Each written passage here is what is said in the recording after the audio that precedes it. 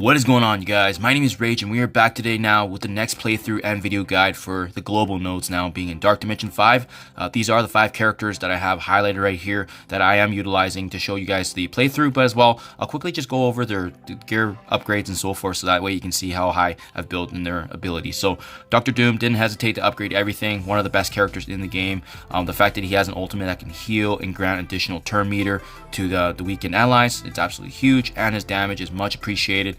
If you're able to bring him, even though he's a little costly, it's going to be a night and day experience, just because I have seen other content creators commenting that not bringing Dr. Doom can greatly extend the number of turns that you need to actually push through. Next up, we do have actually Captain Sam here synergizing with the Secret Avengers, but you know, it's really beautiful in the sense that he provides turn meter, defense up, energy, just synergizing with the rest of the crew that we have. Costly on the skill gear material, but well worth it if you can bring him, and as well utilized every day in the Doom 2.3 raids. Sharon Carter, again, working in tandem with the Secret Avengers, but she's really going to be the main forefront for crowd controlling, having an ability block, a stun.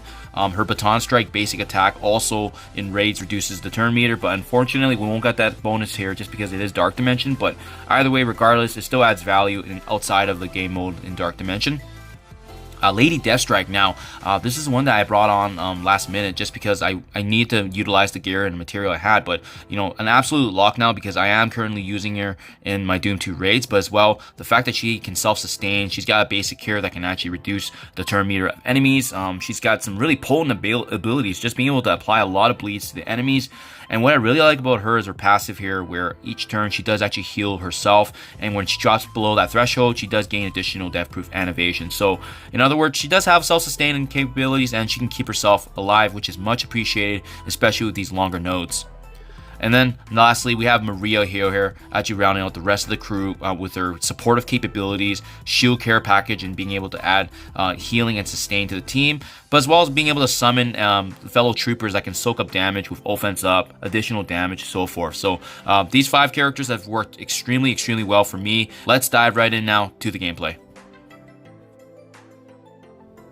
Now, I decided to put Lady Deathstrike in the middle just because she has a lot of good evasion, self-sustain, as well as Captain Sam and Dr. Doom on the side there, just because when he's going to taunt, he's actually going to be soaking up damage. So a very straightforward way, not a lot of RNG involved. When you guys start things off, I highly recommend stunning Taskmaster at the very beginning first, but key targets include Lieutenant and as well as Killmonger just because they have high damage, and Lieutenant's one of the main ones I like taking down just because, you know, he's overall a pretty squishy enemy, and as well he has good buffs for his allies, so taking him out of the way, similar to the other previous Dark Dimension nodes, he's just squishy and easy to get out of the way. You're gonna see once we're actually able to take down Lieutenant, it is actually going to spawn a follow-up wave already. So this wave does, this specific node does actually move quite fast, but again, because we have good sustainability, Maria Hill, as you can see, capitalizing on her ultimate there, and as well as Dr. Doom. Now, this is the first time I actually utilize Lady Deathstrike in the late game stages, and I absolutely love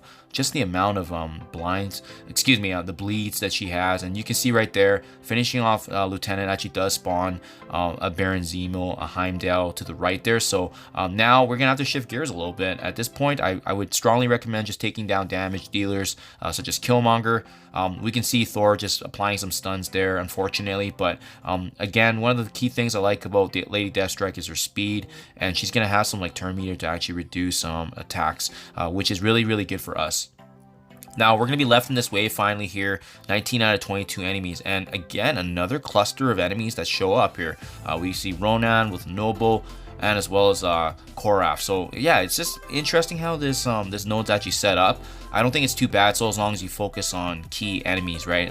Being able to crowd control like I did earlier when I actually slowed down Taskmaster. Now we're in a great spot to actually finish him off, but overall, these enemies don't seem to have a lot of health pools, but this is one of those great moments where activating Dr. Doom's ultimate here, and this is going to be a really good time actually to apply some disruption with his basic attack, and as well following up with a devastating ultimate ability here. So seeing that Thor has the vulnerability, I go ahead, take advantage of that.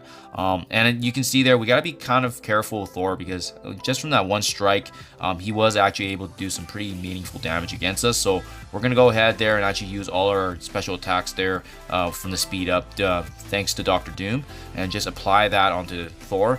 and now we're going to reduce the turn meter there of that right side. So we are now able to finish off Thor. It's looking pretty good. 5 enemies down, 17 left to go. So at this point, this is where I would start applying once again Sharon Carter's crowd control to kind of slow things down a little bit.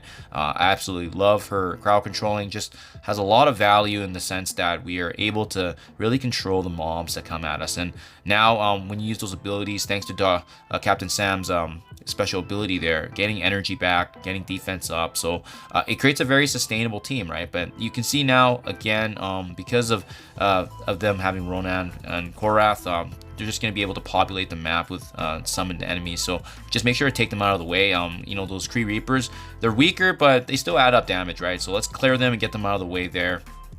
And then we can also additionally summon our troopers of our own as well, just to soak up damage. And it's never a bad idea just to use that to populate the board. Now, with that Korath down, we can go ahead and just focus on just taking down damage dealers again. I like leaving characters like Heimdall and Noble on the board just because they are, well, they're slower, especially Ronan, but as well, the fact that we can actually, you know, take our time and build up energy once again here. Now, I opted to actually finish off Noble just because, you know, she's got a cleanse here.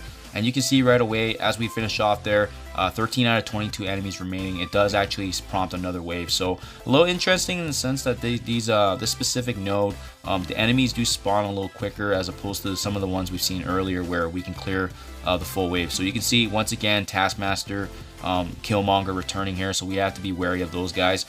This is a great time to actually utilize some crowd control. So what I really like about Sharon Carter's ultimate is the fact that it can actually cleanse all the positives. So works really well for us, especially when we're trying to go through and ensure that our stun actually sticks. And once again now, Dr. Doom with the ultimate right there, just doing some devastating damage.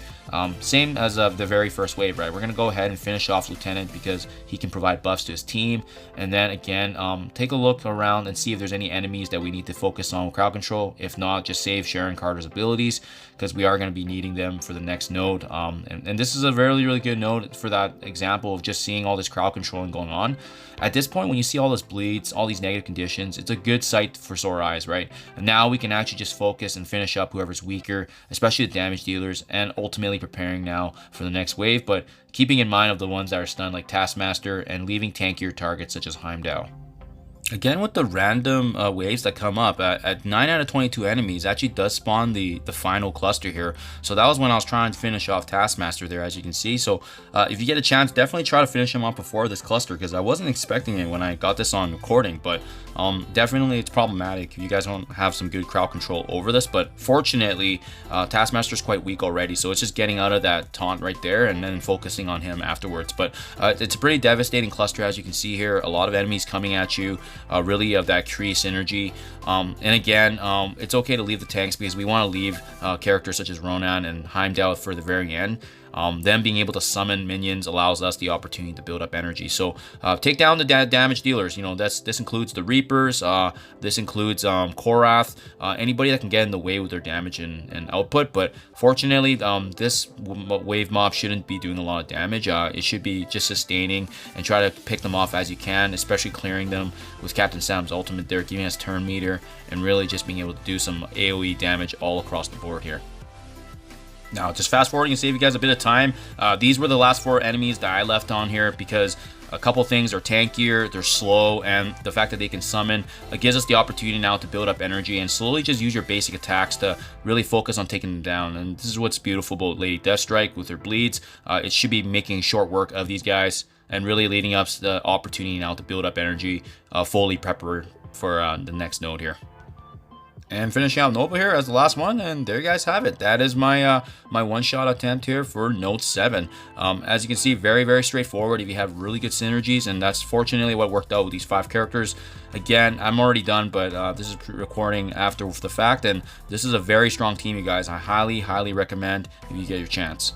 And there you guys have it. 1 attack, 40.69 million damage on Node 7. Thank you as always, you guys. Do appreciate you checking my videos, and I'll see you guys in the next one.